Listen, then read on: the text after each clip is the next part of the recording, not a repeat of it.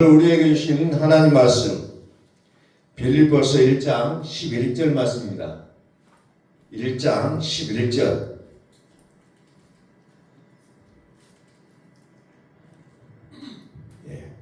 예수 그리스도로 말미암아 의의 열매가 가득하여 하나님의 영광과 찬송이 되기를 원하노라. 아멘. 선포합니다. 하나님은 살아계십니다. 하나님은 살아계십니다. 부활이 뭐예요? 부활. 산다는 거잖아요. 살아계신다는 거. 우리는 1년 내내 하나님이 살아계시다는 것을 선포했어요. 그게 부활절이에요. 그게 부활절. 다른 거 아니에요. 부활절은 하나님이 살아계시다는 것을 만방에 선포하는 날을 부활절이라고 우리는 부르고 있는데, 우리는 부활절만 하나님이 살아계신 게 아니고 1년 내내, 우리의 인생 내내 하나님은 살아계시다는 겁니다. 그것이 안 되기 때문에 우리가 부활절이라는 절기를 만들어서 그날은 특별하게 더 기억하자는 겁니다. 그래서 책 같은 어둠의 이 땅에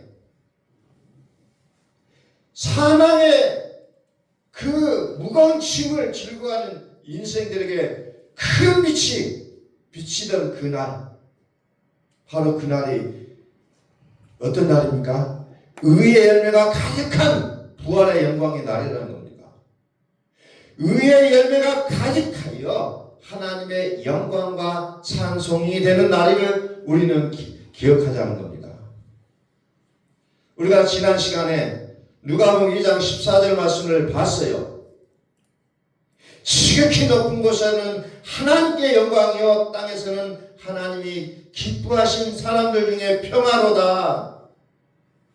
이것이 예수님이 오신 날 그때 그 사람들이 불렀던 찬송가입니다. 하나님께 영광, 또 사람들 중에는 평화다. 그게 시발점이었다는 거죠. 예수님의 탄생하는 그날. 이제 부활은 그 날이 완성된 날이라는 겁니다. 하나님께 영광, 사람들 중에 평화.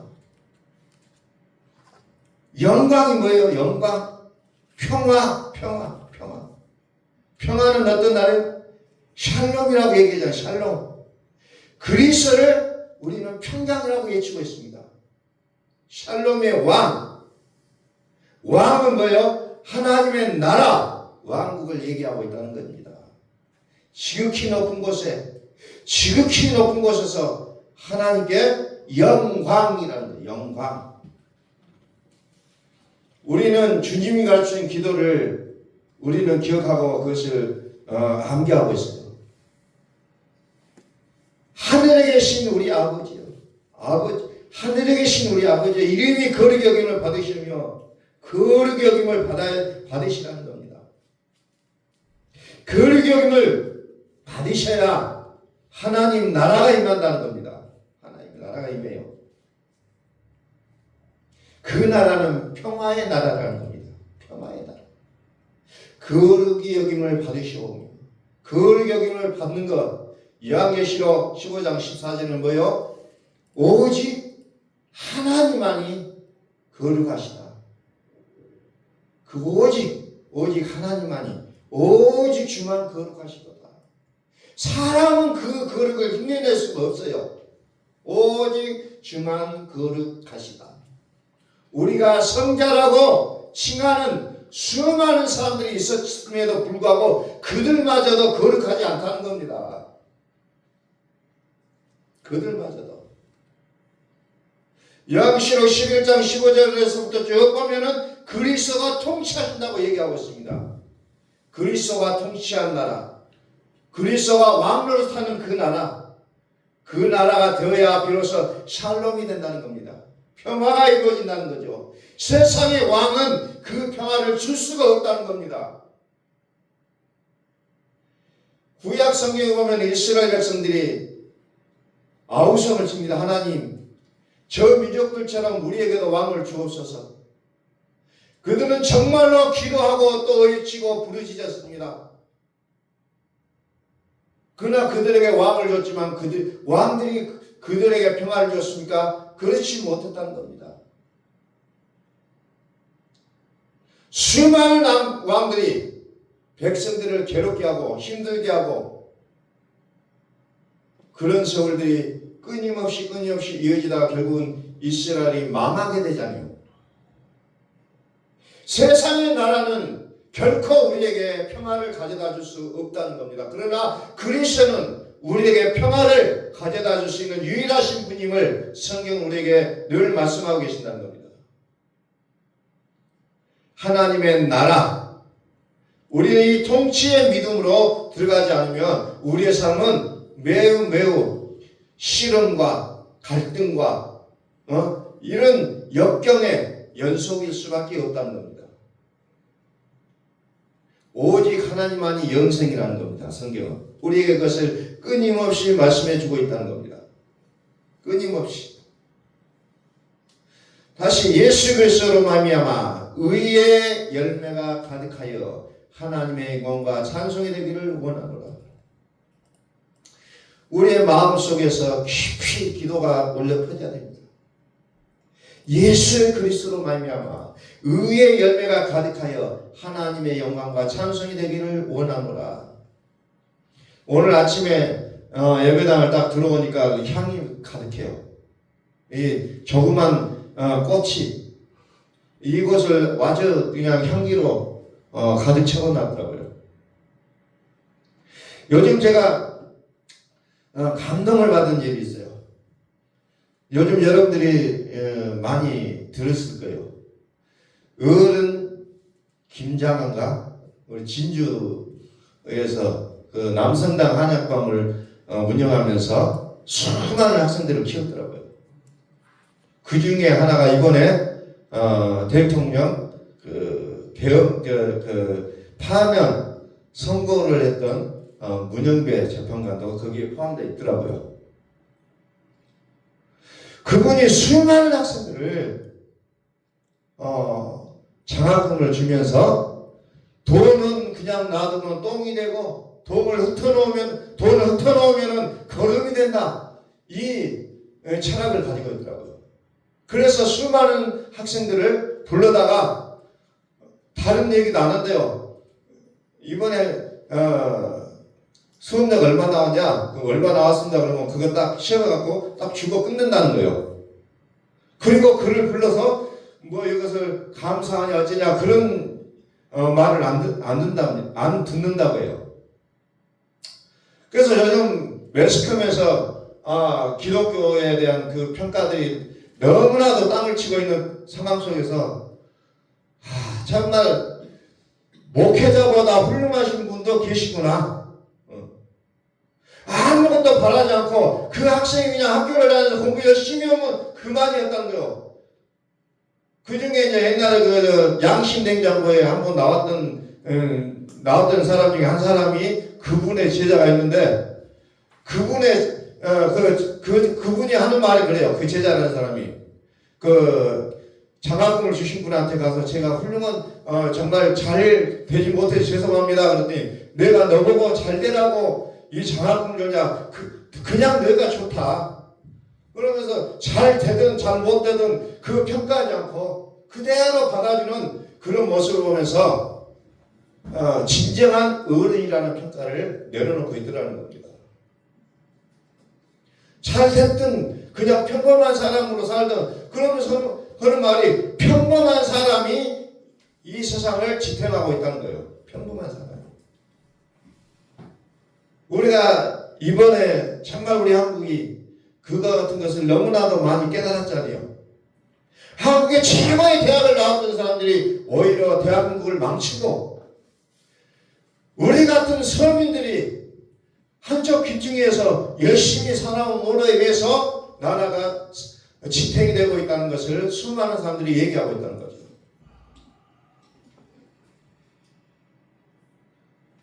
저도 다니면서 그 얘기를 해요. 우리나라 역사적으로 쭉 봤을 때 위대한 인물들이 우리나라를 살려놓은 것이 아니라 백성들이, 국민들이 지금까지 우리나라를 살려왔다는 거예요.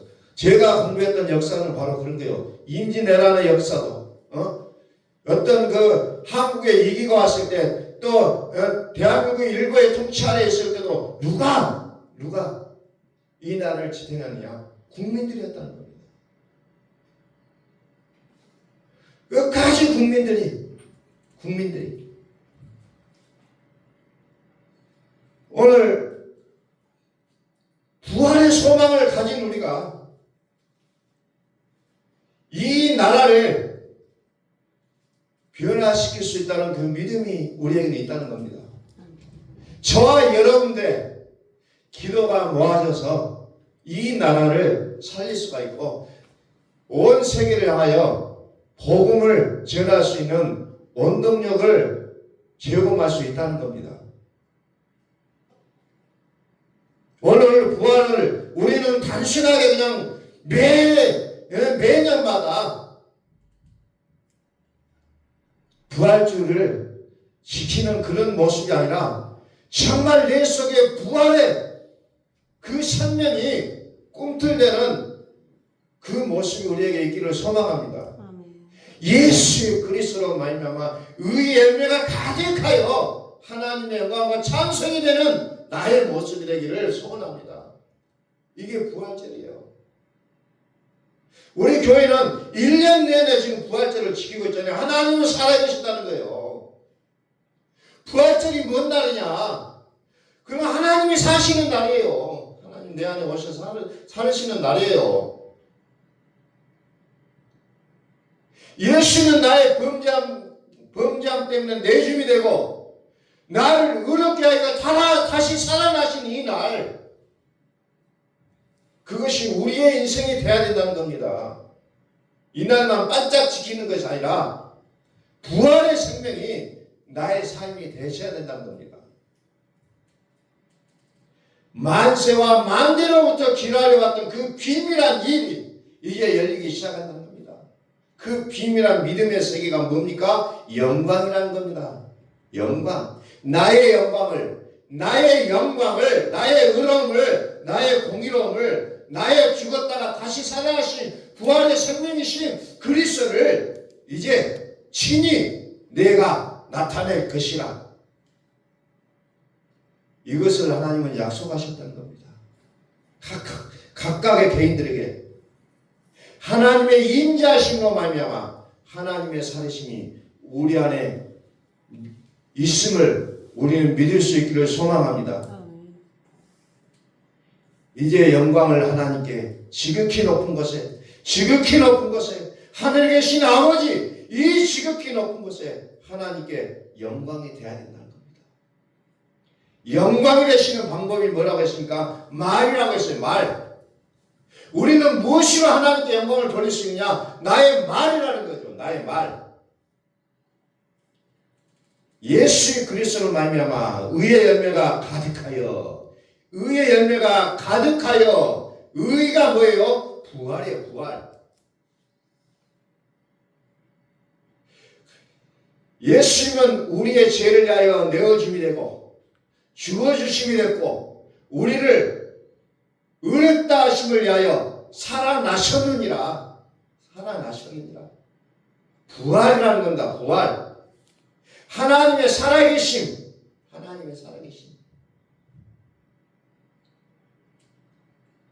부활을 어떻게 아직까지 적용을 하냐면은 표적과 능력과 기적과 놀라운 초자연적인 어떤 그런 체험적인 일과 이론적으로만 자꾸 끌고 들어갔어요. 그러나 예수님 뭐라 합니까? 요나의 표적밖에는 내가 볼 것이 없느니라. 예수님의 관점이 아니라 왜 우리를 어렵게 하시는 죄의 세상을 이기는 영이요 예뱀이요 마귀요 사탄을 이기게 되주는 그 영광 생명을 믿었는데 불구하고 왜 표적을 구하게 될까요? 온통 하나님을 믿는다고 얘기하는 사람들이 표적을 구하고 있다는 겁니다. 왜? 육의 모습이 아직 살아 있었기 때문에 표적을 구할 수밖에 없다는 겁니다. 그래서 우리의 믿음을 한 차원 높이시라는 거예요. 한 차원 높이시라는 거예요. 육의 모습이 여전히 살아있기 때문에 우리는 표적을 구할 수밖에 없어요. 그러나 예수님도 말씀하셨죠. 나는 요나의 표적밖에 너희에게 보일 것이 없느니라.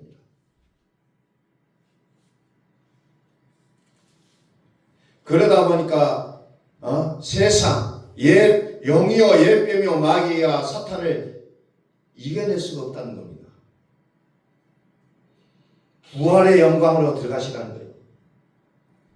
부활을 위해 항상 살으시는 하나님의 생명, 영생,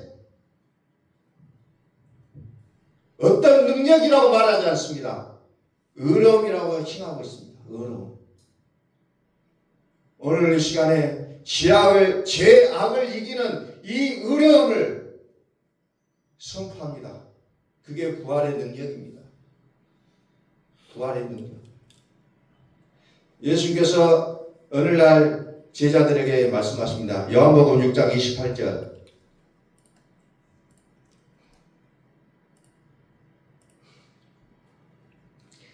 자, 예수님과 제자들이 있는데 어느 날 그들이 물어봐요. 제자들이. 우리도 많이 물어보잖아요. 우리가 어떻게 해야 하나님의 일을 하오리까? 하나님의 일을 어떻게 하면 좋습니까? 예수님이 뭐라고 합니까? 하나님께서 보내신 일을 믿는 것이 하나님의 일이다. 나 하나님의 일을 하고 싶은데 뭘 할까요? 물어보는 제자들 예수님이 뭐라고 말씀하셨어요? 하나님께서 보내신 일을 믿는 것이 하나님의 일이라고 말씀하시잖아요. 하나님의 일이다. 다시 말해서 죽으심과 살으심이라는 거예요. 죽으심과 살으심을 믿으라는 거예요.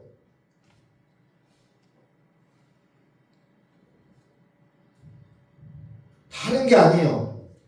저와 여러분들이 어떻게 하나님의 일을 해야 될 것인가 고민하지만 그러나 결국은 뭐예요? 하나님께서 보내신 일을 믿으라는 거예요.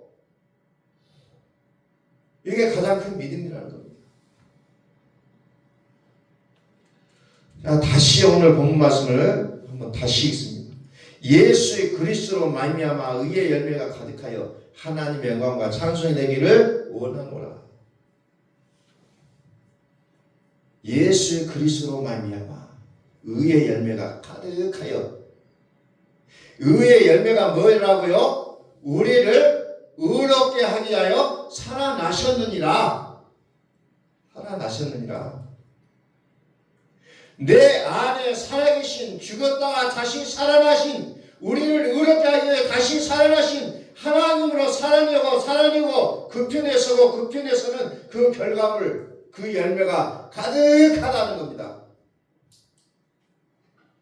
오늘 우리의 삶에 어느 편에 설 것이냐?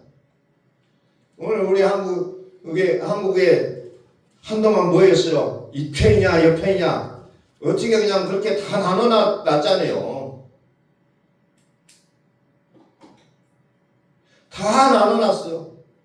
온통 교회도 이 편이냐 저 편이냐 서 있더라고요. 그런데 하나님은 뭐예요? 너희가 하나님의 편에 설 것이냐, 하나님의 편에, 죄악의 편에 설 것이냐, 이 두 가지라는 거예요.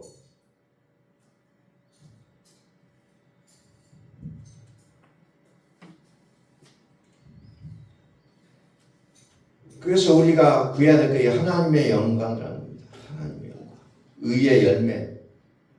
의의 열매는 다시 살아나심이에요. 살아나심. 그거라는 거예요. 부활절이 뭐냐? 하나님은 살아계십니다. 이것을 믿는 게 부활절이라는 거예요.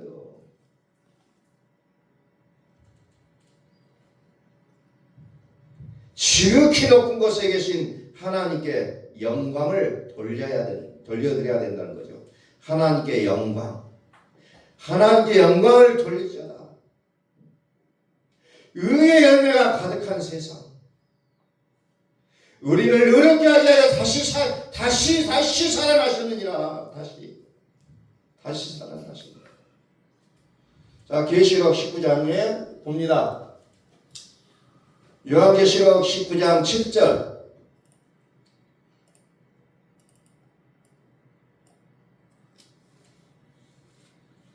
우리가 즐거워하고 그에게 기뻐하여 그에게 영광을 돌리세. 어린 양의 혼인계약이 이르렀고 그의 아내가 자신을 준비하였으므로.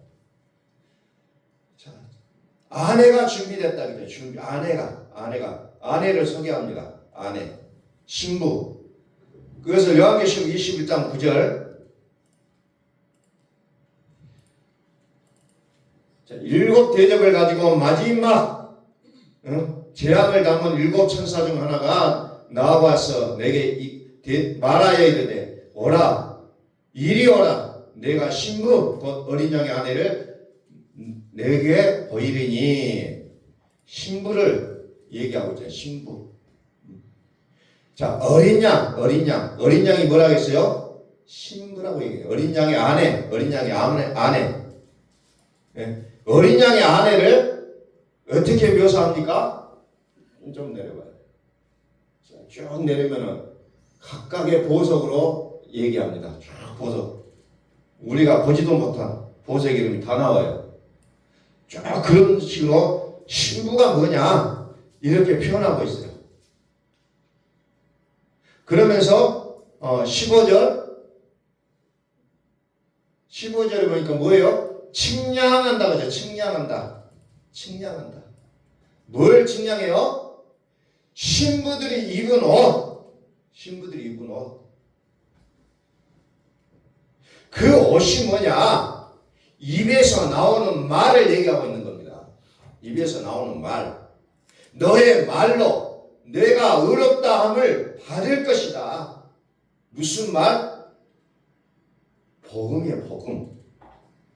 복음. 우리를 의롭게 하게 하여 죽었다가 다시 살아나셔서 영원토록 너희 속에서 떠나지 아니하는 영생. 우리는 그것을 복음이라고 얘기합니다. 그것을 측량한다는 거죠. 얼마만큼 우리 속에 복음이 꽉 차 있느냐, 너희 속에 예수 그리스도가 있느냐 없느냐, 이것을 찾겠다는 거예요. 그런데 세상에 속해 있는 교회의 모습은 무엇을 찾는다고요? 우리의 행위의 열매를 찾겠다고 자꾸 얘기하고 있잖아요. 너희들 그렇게 살지 않으면 하나님의 나라에서 상급이 없다. 그러니까 열심히 해라. 이게 교회 다닐 때 그 어찌 보면 표잖아요. 상급을 받게 휴거라고 열심히 해요. 열심히 하는 것이 잘못됐다 그 얘기가 아니라 내 속에 그리스도 예수가 내 안에 살아 계시지 않냐면 그 열심도 할 것이라는 거예요. 우리는 그것을 망각해버리고 있다는 겁니다. 그래서 우리가 교회를 어떤 교회를 다닐 것인가, 사람들은 얘기해요. 이 교회는 시스템이 잘 되어 있기 때문에 다닌다. 이 교회는 사람이 많기 때문에 다닌다. 이 교회는 목사님이 설교를 잘하기 때문에 다닌다. 많은 사람들이 각각의 얘기를 합니다. 그러나 그것보다 더 중요한 것은 이 교회가 복음의 메시지가 들려지냐 안 들리냐 이것을 보시라는 거예요. 그냥 지인에 의해서 끌려가고 뭐 어쩌다고 끌려가고 사람의 어떤 정과 욕심에 따라 움직이는 그런 모습이 아니라 정말 복음이 선포되고 있느냐 없느냐 이것을 보시라는 겁니다. 그 교회를 찾아가셔야 돼요. 복음을 듣지 못한 교회를 우리가 교회라고 말할 수 없잖아요. 저는 그런 교회가 있다면 저는 그 교회를 교회라고 말하지 않고 때로는 계모임이라고 얘기하고 있어요. 계모임. 복음이 들리져야 그거의 그 교회잖아요.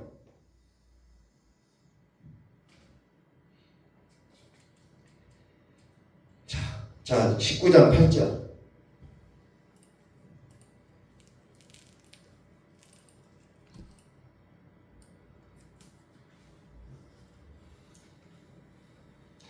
그에게 빛나고 깨끗한 세마포옷을 입도록 허락하였으니 이 세마포옷은 성도들의 옳은 행실이다. 자, 옳은 행실이 뭐예요? 옳다.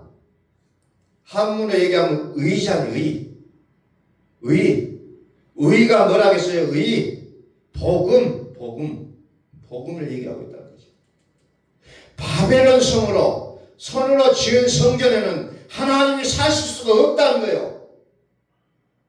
그래서 이제 너의 손을 들어라. 두 손 들고 찬양합니다. 이게 무슨 말이에요? 내가 찬양하는 것을 사람들에게 보이려고 두 손 들고 찬양합니다. 이게 아니에요. 뭐예요? 내가 열심히 손으로 지은 바벨론 율법적인 믿음의 행위를 스톱하는 뜻이에요. 기도할 때 두 손을 들고 찬양할 때 두 손을 들고 하는 것이 단순한 의미가 아니라 인위적으로 내가 살아왔던 것을 이제는 그만하겠습니다 라고 포기하는 항복의 모습이라는 겁니다. 우리는 그래서 두 손을 드는 거예요. 이제 하나님 앞에 항복합니다. 이제 하나님이 나를 살려주시지 않으면 나는 방법이 없습니다. 이 처절함으로 우리가 서지 않으면 우리는 부활의 생명을 맛볼 수가 없다는 겁니다.